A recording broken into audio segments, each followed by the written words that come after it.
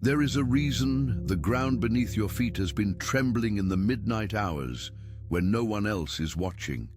There is a reason your eyes open at 3 in the morning and your chest holds a weight you cannot name, a pressure that feels older than your own breath, older than the memories you can consciously trace back to your earliest years on this earth.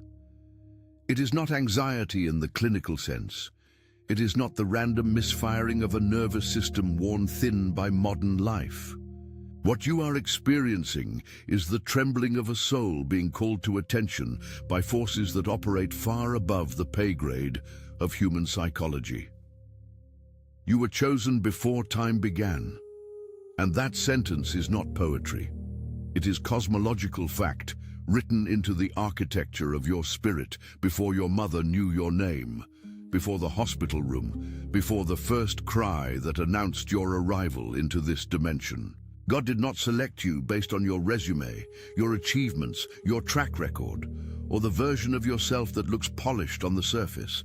He selected the raw, uncut frequency he encoded inside you, the one that the enemy detected the moment your spirit entered flesh, the one that has been under surveillance and under siege ever since. The warfare you have been living through is not a punishment. It is a confirmation. The intensity of the opposition surrounding your life right now is a classified briefing from heaven itself. And the message reads, "You are close, dangerously close to the threshold where your assignment ignites, and the forces aligned against your destiny are terrified of that moment in a way that makes their aggression visible to anyone with eyes trained to see. You have been running in your dreams.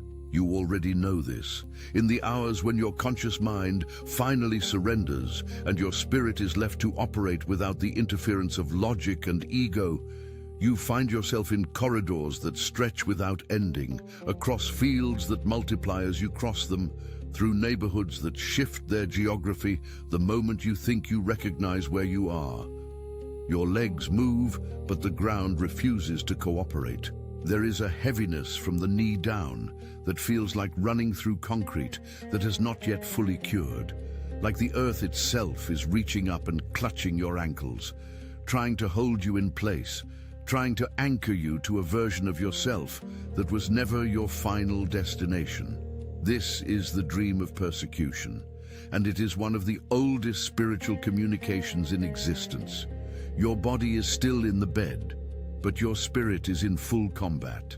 The enemy deploys monitoring assignments during your sleep cycles, because that is when your spiritual defenses are at their most transparent, and your divine frequency broadcasts at its most unfiltered signal. They are trying to exhaust your soul before your body wakes, trying to simulate the sensation of futility so that when morning comes, you already feel defeated before the day has even handed you its first challenge. The physical sensation lingers past waking, the stiffness in your legs, the fatigue behind your eyes that 8 hours of sleep cannot explain, the strange grief that sits in your sternum without an assignable cause. The intrusive thought that follows is the enemy's real weapon. What if I never actually get there? What if I keep moving and the destination keeps moving too?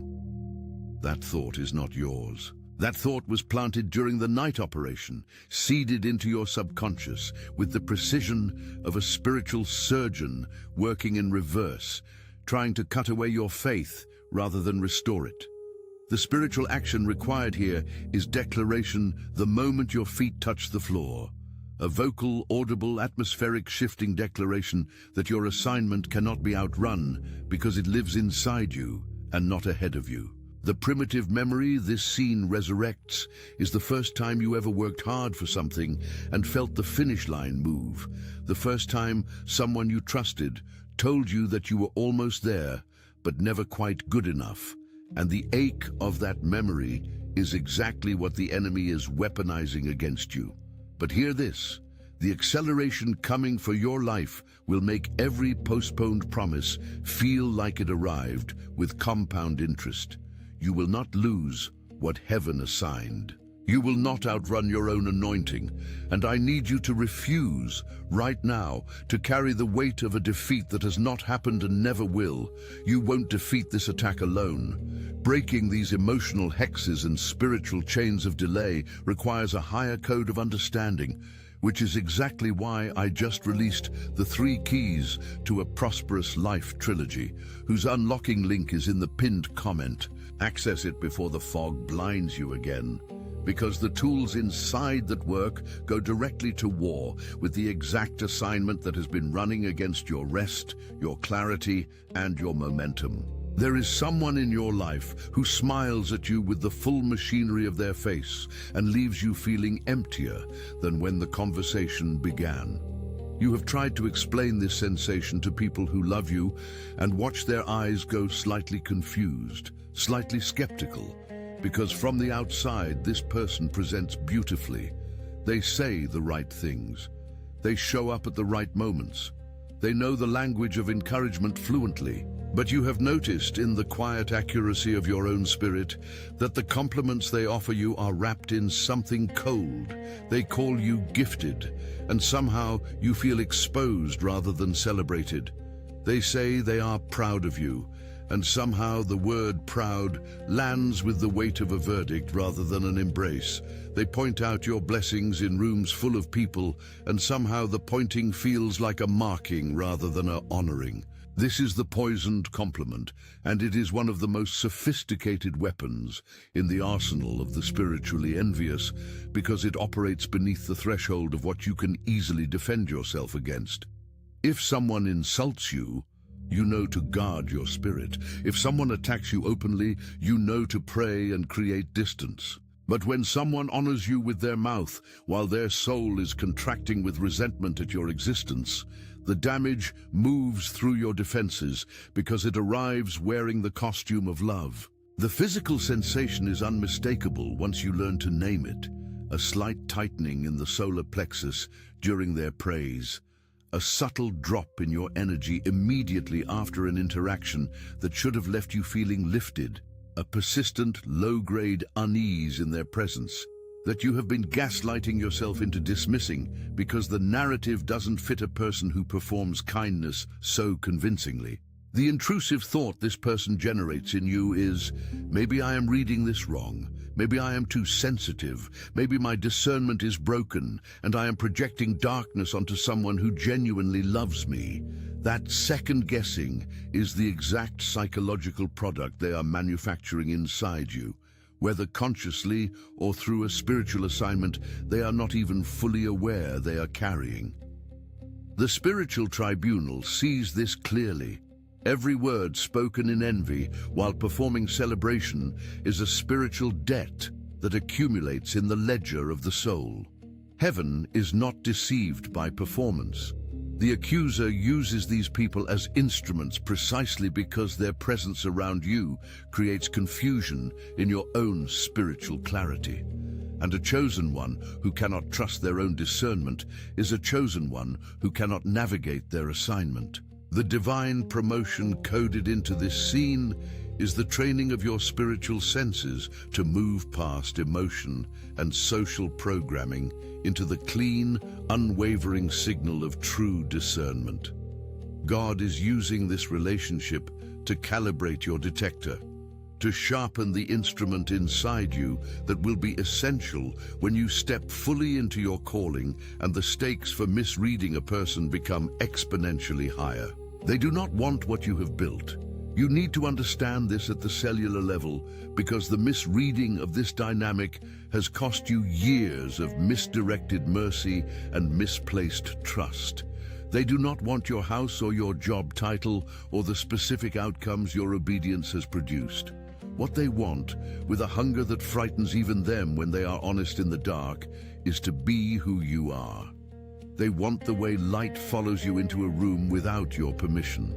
They want the way people lean slightly toward you when you speak, as if their bodies are making a decision their minds did not consciously authorize.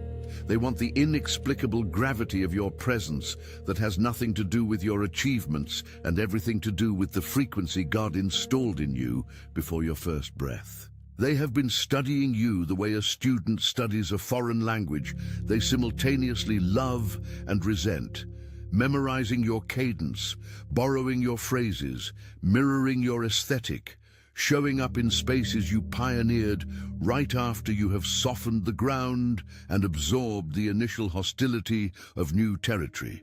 This is the blatant copy, and its spiritual mechanism is ancient. The soul that cannot locate its own divine assignment will orbit the soul that has found theirs, hoping that proximity is the same as possession, hoping that imitation is the same as identity. The physical sensation this person generates in you is a specific kind of exhaustion, the exhaustion of someone who keeps being asked to confirm their own reality, who keeps noticing the mirror being held up to their own life and being made to feel that noticing it is arrogant or insecure. The intrusive thought is, maybe it is a coincidence, maybe I am being egotistical, maybe people just naturally arrive at the same ideas and expressions independently. But your spirit knows. Your spirit has always known. The spiritual action is to stop shrinking yourself to make the copy feel original. Your contraction does not elevate them, it only dims you. The divine promotion is this. The fact that your life is being studied and replicated is confirmation that your assignment is broadcasting at a frequency that registers as worth possessing even by those who do not understand what they are reaching for. It happens between 3 and 4 in the morning, in the dead hour when the atmospheric veil between dimensions is at its thinnest. You wake not from a dream, but from a sensation, a pressure on your chest, that is as specific and located as a hand pressing down on your sternum from above. Your eyes are open. You know where you are. You are in your room, in your bed, in the body you have lived in your entire life. But you cannot move. Your arms will not respond. Your legs will not respond. Your voice, if you try to call out, produces nothing or produces a sound so inadequate for the terror of the moment that it makes the terror worse. This is sleep paralysis, but let the clinical name sit in its corner because the spiritual reality of this experience has been documented across every culture that has ever existed on this earth.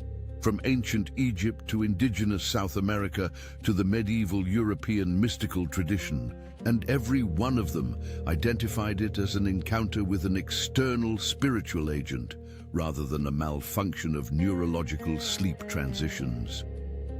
The monitoring spirits assigned to your life escalate these encounters when you are approaching a breakthrough. Because the paralysis is not only physical, it is meant to be psychological, meant to impress upon your nervous system the sensation of being completely powerless, completely at the mercy of something you cannot fight with your hands. The physical sensation is the full spectrum of pure primal fear delivered directly to your body without any psychological buffer. Racing heart, inability to draw a full breath, the absolute certainty that something is in the room with you that should not exist in the world where daylight and logic operate. The intrusive thought is the most dangerous one you will ever face. What if I cannot escape this? What if this is what I am? What if the weight is permanent and I am not who I believed myself to be? The spiritual action is the name of Jesus, not as religious performance but as a frequency command, a vibrational code that carries the authority of heaven and dismantles every assignment operating below it the moment it is spoken with even the smallest particle of genuine faith. And the primitive memory this scene resurrects is the first time you ever felt completely trapped by a situation that was larger than your ability to manage it. The first time you understood that your own strength had a ceiling, and the enemy returns to that memory again and again because it was the first wound of powerlessness and he wants it to stay open. But the divine promotion embedded in this very scene is the revelation that the name you carry in your mouth as a weapon is older and more powerful than the assignment pressing on your chest. and every paralysis episode you have survived is not evidence of your vulnerability, but of your spiritual seniority. You have noticed the lights. Not every time, not in a way that could be easily documented or presented to a skeptic without inviting dismissal, but in a pattern that is too consistent to be architectural or electrical. The bulb in the room where you do your most important thinking, the lamp in the corner where you pray, the lights in your car during the commute when you are processing your most significant spiritual decisions. They flicker in moments of emotional or spiritual intensity, or they die entirely, right at the peak of a pressure wave in your life that feels bigger than the circumstances that generated it. And then there are the devices. The phone battery that drains without explanation during conversations you should not be having. The electronics that develop peculiar behaviors during seasons of heightened spiritual opposition. The technology that seems to short-circuit in the presence of certain people and restore itself the moment they leave. This is the burned-out light bulb, and its mechanism is electromagnetic in the most literal sense, because your spiritual frequency is not a metaphor. It is a measurable energetic field that emanates from your body and interacts with the electromagnetic environment around you. When your spirit is under extreme oppression or operating at peak anointing, the output is intense enough to disturb the electrical systems in your immediate environment. The physical sensation accompanying these moments is a specific kind of static feeling across the skin, like the air itself is charged differently than it was a moment ago, like standing too close to a power line, except the source is internal. The intrusive thought is embarrassment, the fear that if you mention this to anyone, you will sound like someone who has lost their rational footing, and that embarrassment is by design because silence keeps you isolated in the experience, and isolation is one of the enemy's most reliable tools against chosen ones. The spiritual action is documentation. Begin recording these incidents with dates and context, because the pattern, when mapped over time, becomes a navigational instrument. The primitive memory is the first time you felt the electricity of your own spirit and were told by someone in authority that what you felt was imaginary, and the wound of that dismissal has kept you apologizing for your own frequency ever since. The divine promotion is the reclamation of your right to inhabit the full electromagnetic reality of who you are without apology or reduction. You have walked into rooms and felt the atmosphere change. Not dramatically, not with visual confirmation, but in the way a room that was warm and open becomes suddenly close and pressurized. The way conversation that was flowing naturally develops an invisible friction. The way the air takes on a quality that is not quite explainable by the ventilation or the temperature. And you have learned, through the uncomfortable education of repeated experience, to trace this atmospheric shift back to a specific arrival. Someone entered the room who carries something with them that does not belong in the spaces where your spirit is at peace. This is the silence in the room, and it is one of the most reliable spiritual instruments available to a chosen one who has been willing to trust their own perception enough to name what they feel without requiring social confirmation first. Envy, genuine, deep-rooted spiritual envy, is not a passive emotion. It generates a field. It broadcasts a frequency that every soul in a room, capable of spiritual sensitivity, registers as disruption, even when their conscious mind is still processing the social pleasantries of the arrival. The physical sensation is a cooling in the chest cavity, a slight narrowing of the throat, a hyper-awareness that arrives uninvited and begins cataloging exits and angles in a way your rational mind finds slightly embarrassing.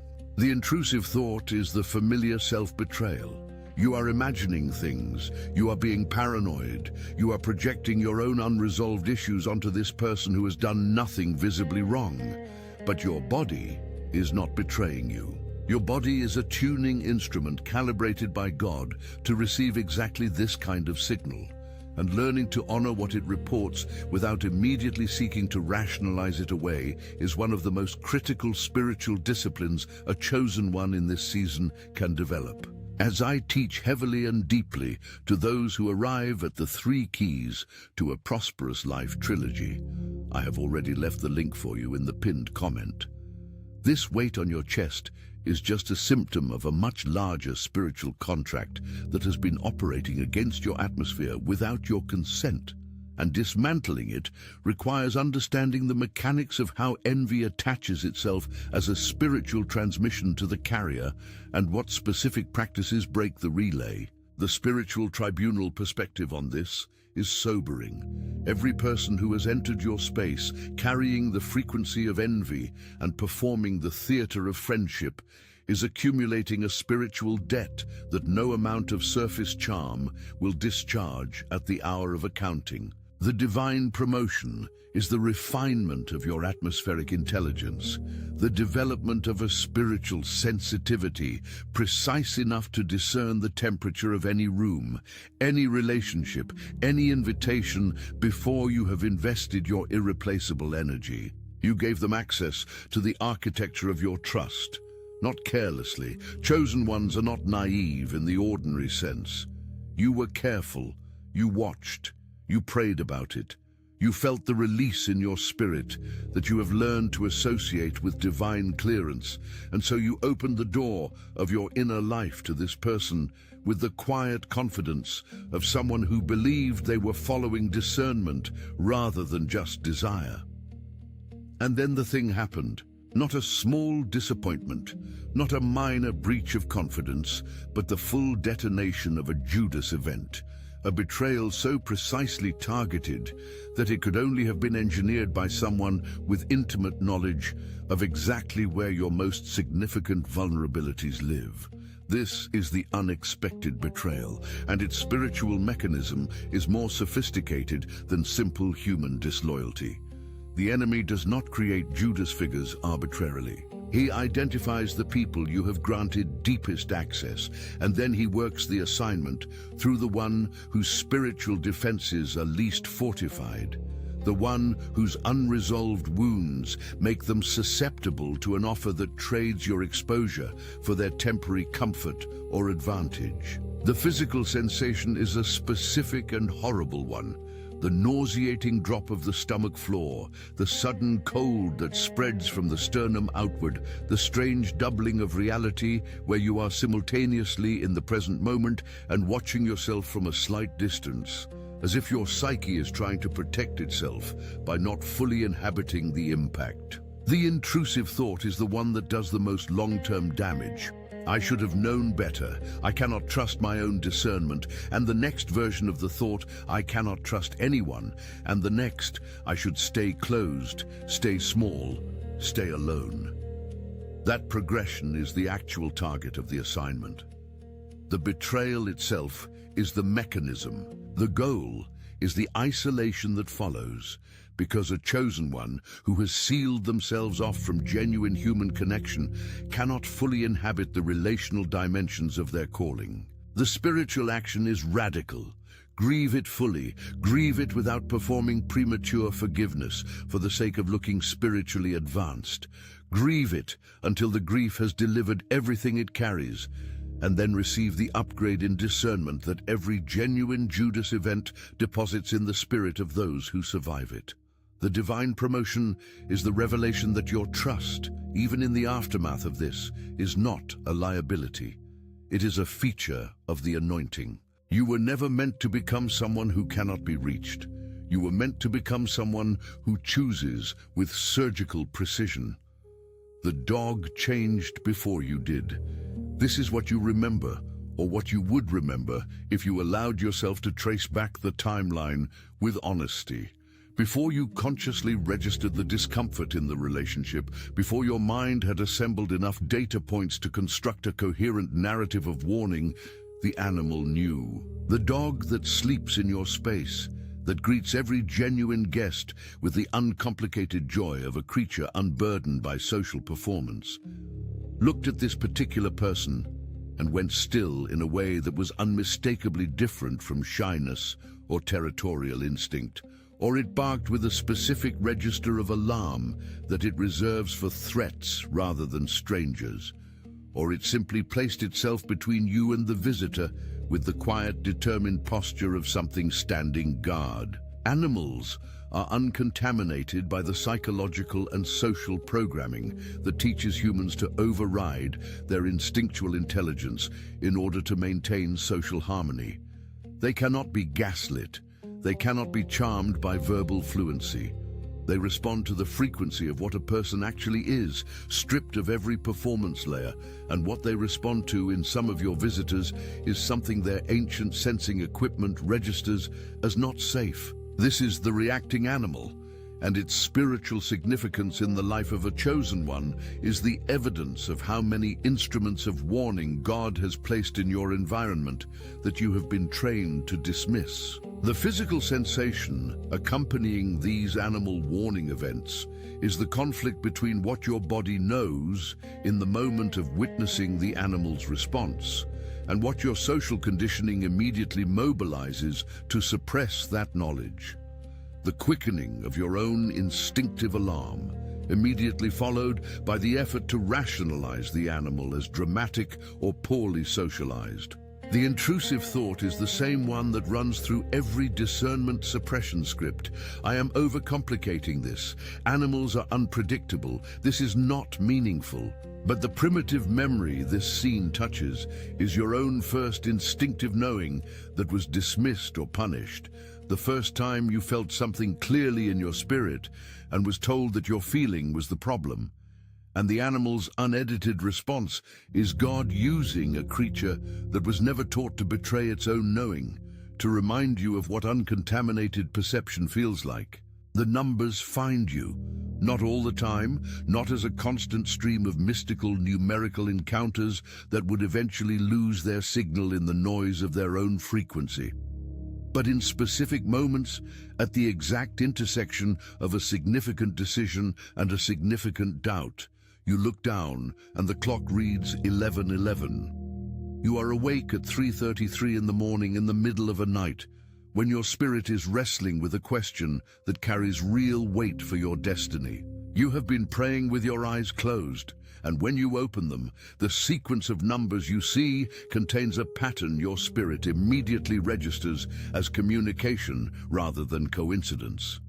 This is the numerical coincidence, and the people who have reduced it to cognitive bias or pattern-seeking psychology have not spent enough time at the intersection of their deepest spiritual crises and these specific recurring sequences to understand what the pattern is actually carrying. God speaks in every language available to the dimension the listener is currently inhabiting, and in a civilization where numbers are the most universal and unavoidable symbolic system, He uses them as a navigational instrument for those whose spirits are tuned to receive the signal. The physical sensation is brief but unmistakable. A warmth behind the sternum, a sudden settling of the nervous system in contrast to whatever anxiety was operating the moment before. A quality of attention that feels directed from outside your own cognitive processes. The intrusive thought that follows is the testing thought. This is wishful thinking. I am a pattern-seeking animal looking for meaning in random data. This is how cults start and conspiracy theories are born. And that thought is worth taking seriously because discernment requires the ability to test what you receive, rather than simply receiving it without examination. But the spiritual action is to journal these encounters with their context, to track not just the number, but the question that was active in your spirit at the moment of the sighting. And over time, the pattern that emerges will be too coherent and too specifically responsive to your actual spiritual navigation to be adequately explained by the neuroscience of pareidolia. The divine promotion is the understanding that heaven is not silent and has never been silent, and the training of your sensitivity to receive its communications in the full range of channels it uses is part of the preparation for the scale of assignment you are being moved toward. You crossed the finish line and looked around, and the stands were empty. Not because your victory was not real, not because what you achieved was not extraordinary, but because the journey had required a kind of solitude that selected against the presence of crowd-level witnesses. The people who would have been loudest in the celebration were the ones who needed you to stay exactly where you were. And so the advancing required a quiet, stepping away from the noise of their expectations. And the stepping away meant the moment of arrival was witnessed only by you and heaven. You sat in the car and cried, or you sat in the bathroom and let the weight of the full journey drop through you in a release that felt like grief and joy occupying the same moment simultaneously. You had no one to call who would understand the full dimensionality of what the achievement actually cost, what it represented, how long you carried it in faith before the physical evidence agreed with what your spirit already knew. This is the solitary victory, and it is the scene that contains the deepest and most complex emotional texture in the life of a chosen one, because it is simultaneously the confirmation of everything you believed and the grief of having believed it largely alone. The physical sensation is the paradox made physical, the relief of a breath fully released after years of carefully managed exhale, combined with the ache of an isolation that the victory itself cannot immediately fill. The intrusive thought is the most spiritually dangerous one of all. What was all of it for, if there is no one to share it with? What does the victory mean if the people you wanted to witness it were either absent or cannot comprehend its scale? That thought, if given full occupancy in your spirit, will begin dismantling the victory from the inside. The spiritual action is the recognition that solitary victories are the specific category of achievement that God witnesses with the fullest attention, because it is in these moments that the record of your faithfulness is written with the most unambiguous ink. The primitive memory this surfaces is the first time you succeeded at something significant and looked for the face that you most needed to see your success and found it absent. And the wound of that original solitary victory is the one the enemy keeps returning to, trying to convince you that unseen obedience is wasted obedience. The divine promotion is the revelation that the audience of heaven is not a consolation prize for the absence of earthly witnesses. It is the only audience whose verdict carries permanent weight. You have begun to notice what is no longer happening. The dream of running without arriving, the one that visited you 3 and 4 times a week for years, has become infrequent. This is the first sign. When the pursuit dream loses its grip on your sleep, it is because the enemy's monitoring assignment has received new intelligence. This one is no longer holding still in the position we calculated for them. The targeting coordinates are shifting. The spiritual resistance is requiring a recalibration of approach. What looks like a lull is actually a tactical retreat followed by the mobilization of a different and typically more sophisticated layer of opposition. But the retreat is also confirmation. They do not retreat from assignments, they are winning. The chains breaking produce sound in the spiritual realm, a specific frequency of liberation that reverberates through the kingdom of darkness like an alarm, and the alarm triggers a response. The second sign is the sudden and disproportionate escalation of XT,